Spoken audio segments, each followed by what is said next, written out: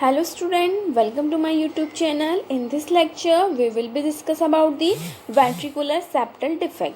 आज के इस वीडियो में हम लोग ventricular septal defect के इंट्रोडक्शन, पैथोफिजियोलॉजी क्या है उसकी, टाइप्स क्या है ventricular septal defect की, क्लासिफिकेशंस एंड सिम्टम्स मतलब क्लिनिकल मैनिफेस्टेशंस, डायग्नोसिस और ट्रीटमेंट को हम लोग वन बाय वन पूरी वीडियो में डिस्कस करेंगे कि वेंट्रिकुलर सेप्टल डिफेक्ट क्या है, इसकी पैथोफिजियोलॉजी क्या है, टाइप्स क्या है, क्लासिफिकेशन, सिम्टम, डायग्नोसिस और ट्रीटमेंट। तो सबसे पहले देखते हैं what is ventricular septal defect. नाम से ही पता चल रहा है कि ventricular septal defect is a congenital defect in the interventricular septum of the heart का जो इंटरवेंट्रिकुलर सेप्टम में कंजेनाइटली क्या होता है, डिफेक्ट होता है, जिसके कारण क्या हो जाता है, shunting of the blood between the left and right ventricle. कि हमें पता है इंटरवेंट्रिकल दोनों वेंट्रिकल के बीच में क्या होता है, एक डिफेक्ट होता है, तो इसमें शंटिंग हो जाती है जिसके कारण ब्लड क्या हो जाएगा, मिक्स हो जाएगा right to left.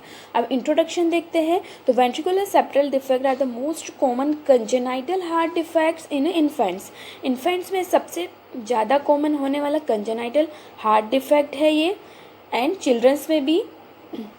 Ventricular septal defect seen in 3.5 infants पर 1000 लाइव बर्थ में, मतलब अप्रोक्सी देखा जाए तो हर 1000 बर्थ में से 4 लोगों को तो होता ही है। Most of the close spontaneously in the childhood, आते आते वो स्पॉन्टेनियसली क्लोज हो जाता है। बट अगर ये डिफेक्ट रह गया है, वेंट्रिकुलर सेप्टल डिफेक्ट में अल्सो एक्कम्पनाइंग अदर वेंट्रिकुलर सेप्ट, जैसे टेट्रालॉजी ऑफ फैलेट्स में हमने देखा अदर वेंट्रिकुलर डिफेक्ट के साथ भी ये लोग एसोसिएटेड हो सकता है।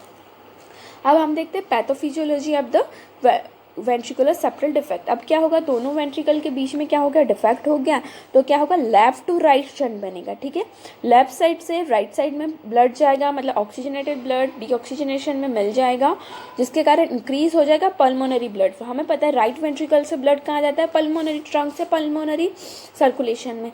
तो अब क्या होगा कि जो लेफ्ट वेंट्रिकुलर से राइट वेंट्रिकल में ब्लड आएगा, जिसके कारण पल्मोनरी फ्लो बढ़ जाएगा, जिसके कारण एंडोथेलियल डिसफंक्शन होगा पल्मोनरी वस्कुलर का, और इंक्रीज हो जाएगा पल्मोनरी वस्कुलर रेजिस्टेंस, जिसके कारण शंट क्या हो जाएगा, इन्वर्टेड हो जाएगा। ठीक है, अब क्या होगा, राइट टू लेफ्ट जाने लगेगा। जो डीऑक्सीजनेटेड ब्लड है वो कहाँ जाने लगेगा, लेफ्ट वेंट्रिकल में, मतलब ऑक्सीजनेटेड में, जिसके कारण हमको ईज़नमंगर सिंड्रोम मतलब साइनोसिस देखने को मिलेगी पूरी बॉडी में। ठीक है, ये तो क्या थी, पैथोफिजियोलॉजी थी वेंट्रिकुलर सेप्टल डिफेक्ट की, कि इससे पहले ब्लड लेफ्ट टू राइट आता है, देन पल्मोनरी सर्कुलेशन में रेजिस्टेंस होता है, देन क्या जाता है, राइट टू लेफ्ट जाता है, और ईज़नमंगर सिंड्रोम यानी कि साइनोसिस देखने को मिलती है। अब टाइप्स क्या होते हैं, तो 4 टाइप्स बेसिक टाइप होता है। एक कोनल सेप्टल वेंट्रिकुलर सेप्टल डिफेक्ट, और एक होता है पेरीमेम्ब्रेनस। तो जो कोनल सेप्टल होता है ये रेयरेस्ट होता है। ये कब होता है, ventricular septal just below the pulmonary wall है, उसके जस्ट नीचे हुआ है तो हम इसे कोनल सेप्टल बोलेंगे।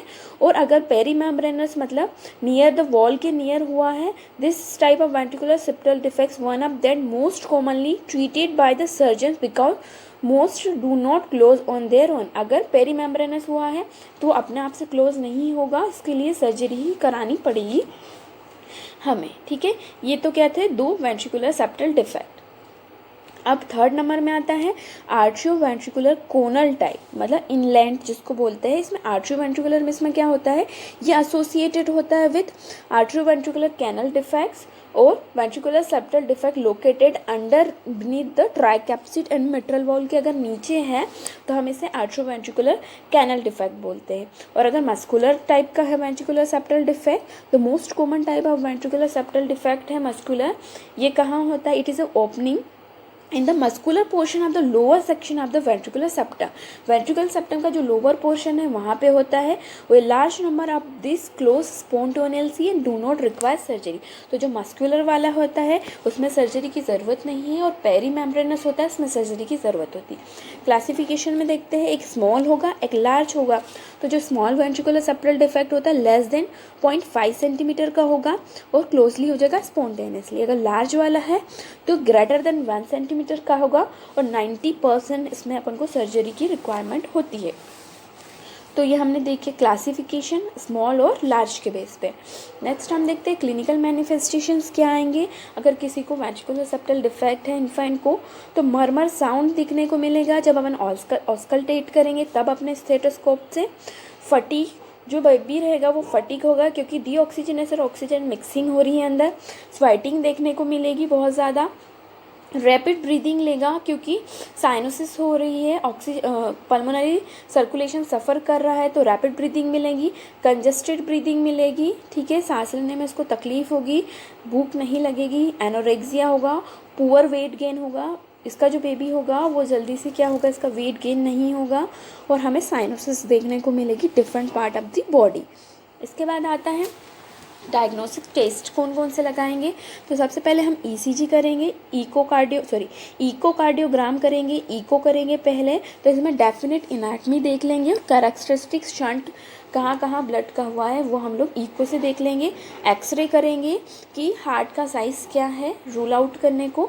ये क्या था, डायग्नोसिस स्टेज में पहले अपन इकोकार्डियोग्राम और एक्सरे करवा के देखेंगे।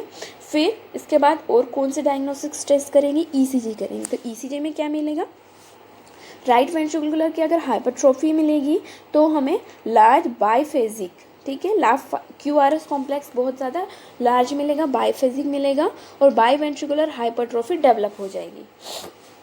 ट्रीटमेंट पार्ट में हमें, अगर हम मेडिसिन वाला मेडिकल ट्रीटमेंट की बात करते हैं तो इसमें कुछ ड्रग्स दिए जाते हैं जैसे कि डिगॉक्सिन जिसको अपन नैलॉक्सिन भी बोलते हैं, फ्रूसामाइड देते हैं, लैक्सिक्स जिसको बोलते हैं, और बिसोप्रोलोल, ठीक है, जिसको अपन कॉमनली कौन से ब्रांड में आता है, कैनकोर।